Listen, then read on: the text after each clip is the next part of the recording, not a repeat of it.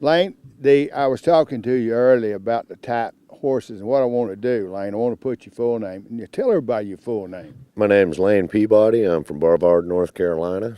I'm looking for your backyard horses that are in need of trims or shoes. Some tender care, tender loving care. That's it right there. I'm pretty well interested in getting to know you. Lane, I noticed that you're coming down, and how far are you coming down? About 400 miles. 400 miles, and you come down, I see you down here all the time. You're coming down, you're down here at the convention. And I wanted everybody out there to see folks, the farriers that are actually continuing their education, because we're constantly getting letters from people wanting to know who's continuing their education. And I'm trying to promote the farriers that really are trying to do something or continue their education, because I just don't want to promote just anybody. Well, yeah, I've come down here a couple times. I've learned something every time I come here, and I'm really appreciative of it, because the more that I know, the better I can help your horse.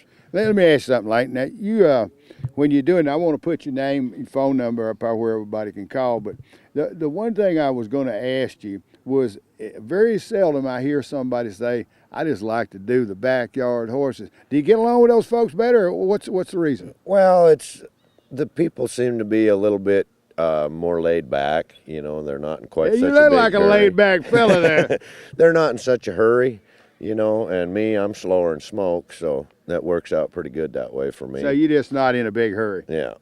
Now, you hear that, gang. But now, my mother-in-law was asking a question about that beard, about you. We know you smoke, but when you go out, I'm sure you don't smoke if folks don't want you to smoke out on their property. I that clear. Don't smoke in the barn. But she wanted to know how you kept that beard trimmed. That's a little fire to it. So you kind of got to let that fire it up. Yeah, that'll work. So now you're doing the backyard horses trimming. Is there any special thing you want folks to know? Well, I'm just available. Well, that's good. But the thing is, I want him to know how you take care of the horses, and you're real laid back. Not too many farriers are that. They're in a big hurry, but you're not in a big hurry.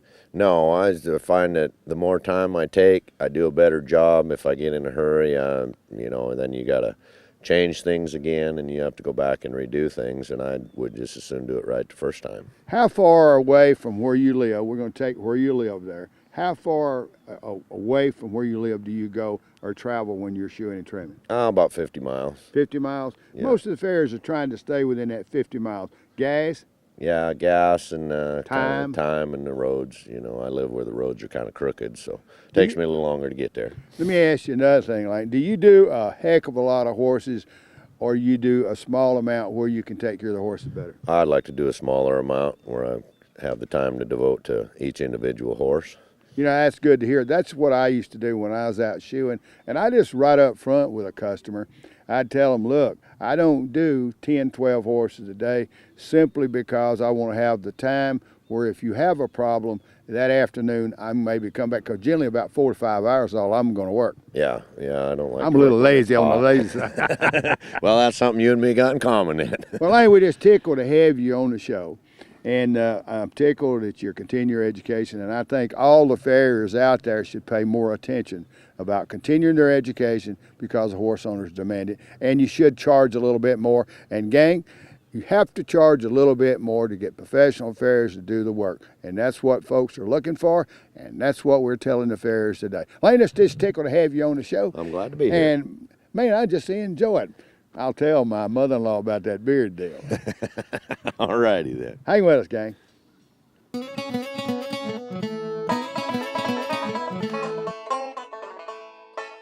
Nutrition plays a very important role when you have a horse that is prone to or shows signs of founder and laminitis. When a farrier applies the Nolan hoof plate and you provide a well-balanced diet in a maintained pasture or paddock area for exercise, your horse will have a better opportunity of living a pain-free life. To learn more about feeding and supplements for all types of equine, contact us at the FNRC for a DVD or information about these products. Call us at 706-397-8047 to learn what your horse needs. Hey gang, I'm Ralph Casey. And I'm Link Casey.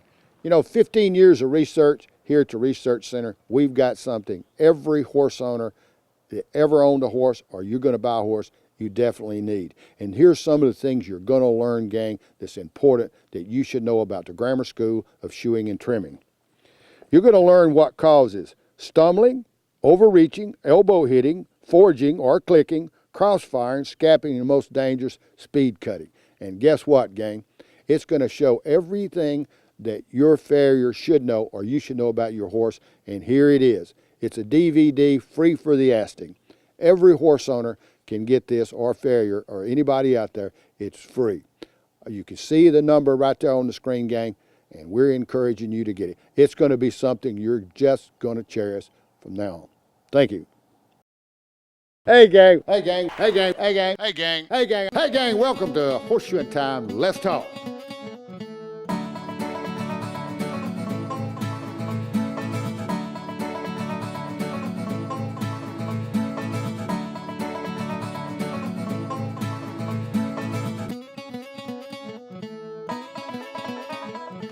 Now that's the whole purpose of having a research center, gang, and a television show where we can actually research things, because throughout history nobody has ever really researched farrier science.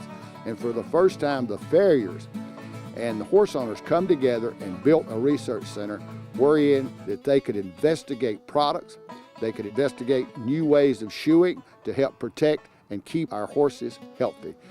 We so tickled that you're watching the show, and hey, grab a horse owner by the arm, twist him a little bit, bring him in, and tell him about our show. Watch us next week on Horseshoe'en Time, and right after that, Horseshoe'en Time, Let's Talk. And remember this, gang, a happy horse makes a happy owner.